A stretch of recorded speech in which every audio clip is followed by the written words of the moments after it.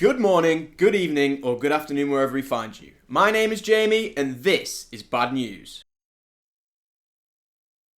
As we near the end of the week, the headlines both at home and in America have been wrapped with plague. This pestilent miasma that has incurred its damage on us is known as division. Its symptoms are near fatal. First, you begin with a rapid onset form of denial that renders its host with a complete inability to analyse anything without knowing what the other side says first. And secondly, everyone but you is a hypocrite, and everyone but you has double standards. The scars are numerous. Its ill humour's almost certain to add at least 2 emojis to your Twitter bio. You might even be aware of some new nations, with new causes, all to support or all to hate for no reason at all. To say, free Palestine, free Congo, free Sudan, free Yemen, free Hawaii, free Guam. Yes! Free Congo!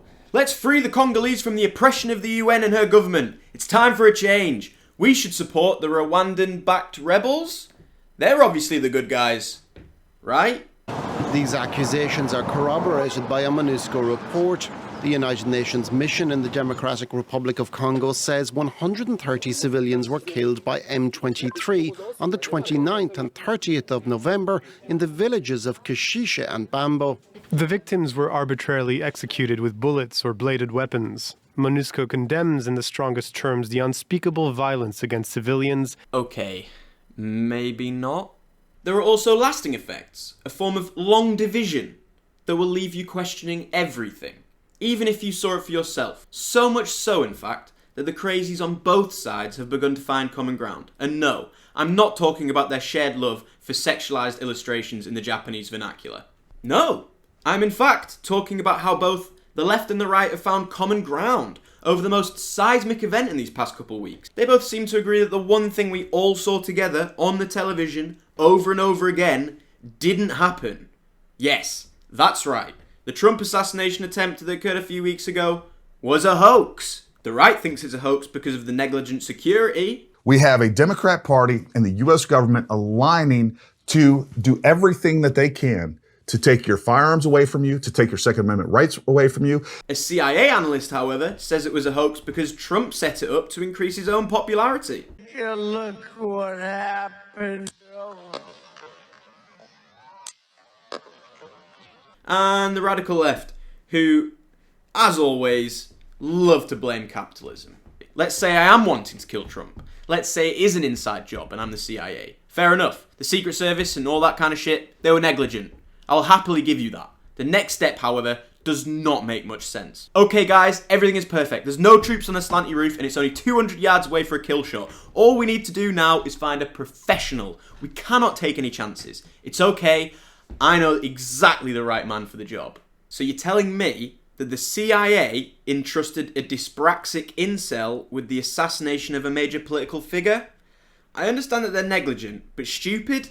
These guys remove major political figures from their hotel rooms with remote-controlled drones on a daily basis. I'm sure they could have found a better marksman to act alone in the state of Pennsylvania, the capital of Civil War reenactments. What's more is that these guys just cannot buy the mainstream narrative on it. Look, I understand not trusting the media when you see something and information can be wrong or misguided or just absolutely editorially driven.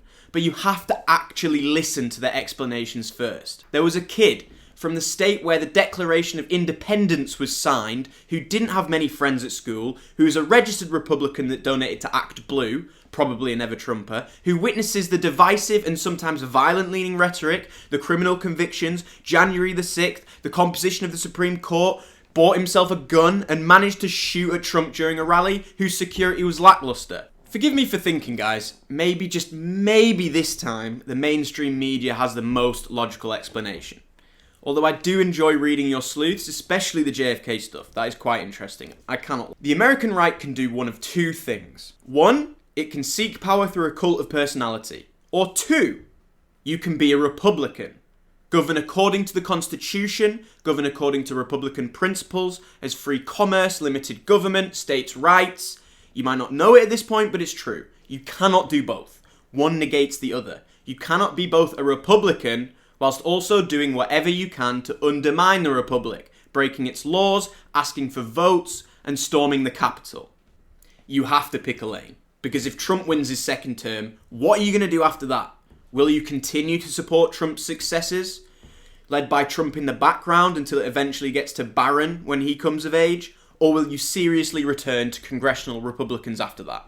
Can you even bear it at this point? I'm not saying that the assassination is justified. All I'm saying is you either need to be a Republican or you need to be honest about the fact that you're trying to install the modern equivalent of Julius Caesar. In other news across the pond, Britain suffers from a similar ailment. As mentioned in the last episode, the knife attack in Southport and its developments have led to a countrywide ethnic grievance riot. This comes just 2 weeks after the riots in Leeds, when a Romani couple had their children taken off them by social services, and protests in London after a Bangladeshi man was stabbed in Bangladesh. And, like all things political, it will depend on your leaning as to which riot disgusts you the most. If you're on the right, the protests in London, the stabbing in Southport, and the riot in Leeds are all hard evidence that immigration is at a breaking point. Integration is failing, and the ethnic groups bring their sectarianism and their public disorder with them. The riots in Sunderland and other white areas are just a response to this. If you're on the left, however, the protests in Southport will tell you everything you need to know about the right in this country. They will riot and attack mosques because they hate Muslims, even though the Southport attacker wasn't even a Muslim. Here's where they can both learn from each other. The right need to understand that controlling immigration can only be achieved through the ballot box. If you're rioting and antagonising minorities, as we saw in Sunderland, you actually are a racist, and British polite society doesn't approve of that at all. The majority of Brits quite rightly see you as a nuisance, a burden, and a waste on resources. The left, however, need to understand that all these gotchas about the attacker not being Muslim does not work. He was Rwandan, from a Rwandan family who was known for bringing knives to school, who was caught saying we need a Rwandan-style genocide to fix the problems in the UK. While it may not be a failure of multiculturalism, it is a failure of the government to handle extremist ideologies that come here from abroad. It also won't make it go away if you ignore it. It used to be ignorant to say that all immigrants are violent. It still is. But now the opposite is also true. It is also extremely ignorant to say that all immigrants are non-violent. We know both of these things are not true.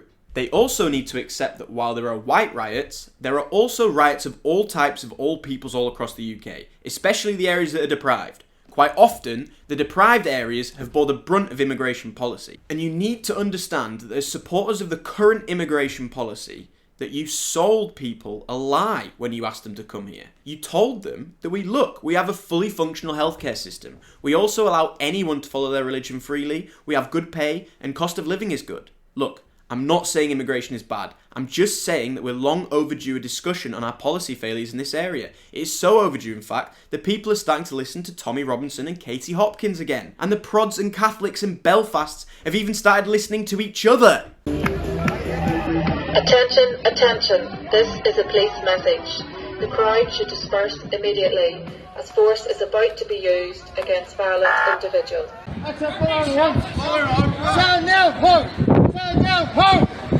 I have never seen a papal sigil and a Union Jack so close together. I genuinely thought that if they touched flags, there'd be some kind of chemical reaction. The truth is, none of those things are true. We sold all of these people a lie, and now they live in poverty, competing with poor white people for welfare support and facilities. You, the polite-minded centre-leftists, are the ones that put these people at odds, and none of your stand-up to racism is going to fix that, unfortunately. You'd prefer to just virtue signal than actually confront the issues that come with having a mixture of cultures who are sometimes hostile to each other, living in poverty together, a short walk away from middle-class suburbs from where you tweet in your safety. The more you try to deny this, the stronger the racially grieved right and the anti-British left on either side will become. So, let it be known that as the week continues on ahead, don't think about what other people are saying. Pay attention to how they speak. We're going to hear a lot of wild takes this week, and until we hear them, I'll be here. I'll catch you next time.